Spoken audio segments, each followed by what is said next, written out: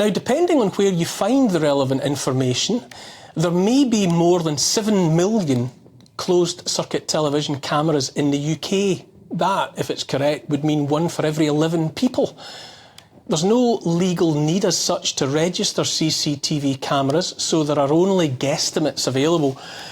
There may be nearly 1 million CCTV cameras in London alone, with the average punter captured on screen 70 times a day. One way or another, the intensity of this surveillance of our every move is set to increase. The many consequences are too numerous to mention, but for a start, what are the likely impacts on our environments? Communities around the UK are actively protesting and asking important questions. My next guest is presenter and activist Richard Munn, and he joins me now. Hey, hello Neil, there, thank you for joining me. Or good evening.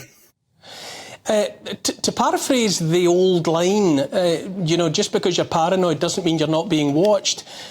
Are we mostly unaware of what's going on around us in terms of the growth of all of this technology?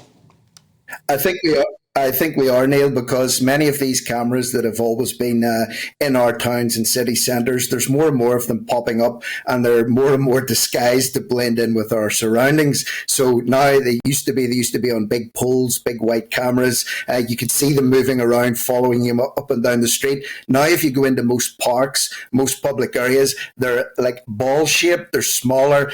You can't see them rotating to follow you around, and it's not just outdoors. We also find this indoors. In supermarkets, in public areas, even when you're scanning your groceries at the local supermarket, there's a camera installed in many of these self-service machines that's actually monitoring your face when you're doing it. So there doesn't really seem to be any escaping from it. To give the devil his due, what is supposed to be the justification for all of this watching and recording? Well, of course, it's to keep us safe. This is the justification that's used to impose just about any draconian measure upon us, as we've seen over the last 3 years. So we were locked down for our safety. We were mandated to take an injection for our safety. Now we're being told that we're being monitored for our safety, and that they want to push us down a digital highway for our safety, to protect us, to protect our money in the bank, to protect our identities, to protect our safety as we walk around in public. It's so much more comforting, they say, when Big Brother's watching you. So it's supposed to put us at ease rather than make us paranoid. But of course, anyone with any sense in their head will realise that there's no need for this. It's complete overkill when it comes to surveillance. And there is, I'm well aware, this insidious creep of this idea that we're all to be regarded as guilty somehow until we are able to prove ourselves innocent. This idea of zero trust. But to get to the specifics of what I was looking at earlier today, and that I mentioned in my introduction there, what is the impact on our environments? Our lived environments as they're described in our towns and cities. Well, there seems to be, at the moment in the UK and Ireland, there seems to be a real spate of eco-terrorist attacks going on in local parks, town centres, public areas where there's a lot of tree felling going on.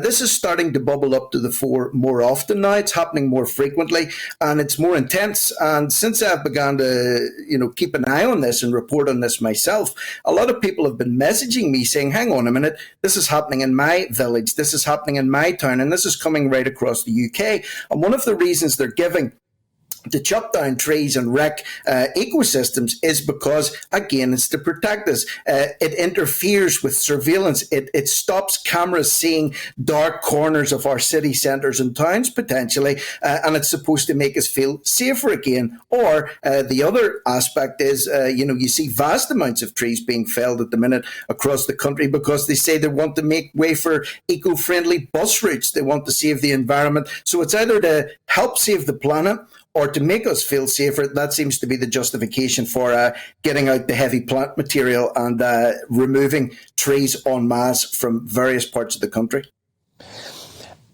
What is the latest addition to all that's being added to our environment? I'm thinking specifically of the 5G iteration of the masts that are to transport and transmit all of our data and tech that we share around us. What is that? What is the impact of that in this context? Well, apparently even some of the local councils have came out and said that part of their justifications for doing this was that it will interfere with 5G transmission. So if you have a 5G post, the chances that you'll see a lot of thick foliage around that are very, very slim because it does interfere with 5G transmission. Now, of course, some people will discount that as a conspiracy theory. I don't have any scientific evidence to back that up. But what I am saying is some local councils have actually said, yes, it can interfere with 5G connections and connectivity. So that's one of the reasons, just one of the reasons why they're justifying this mass culling and felling of trees right across the UK and Ireland. This topic, honestly, this idea that in amongst this green revolution where we're supposed to be saving the planet, the fact that trees, of all things, the ultimate capture of carbon, if you like, are being sacrificed on the altar of tech, makes no sense to me, and we'll have to have you on again, to further this conversation. But thank you so much so far, Richard Munn, activist and broadcaster.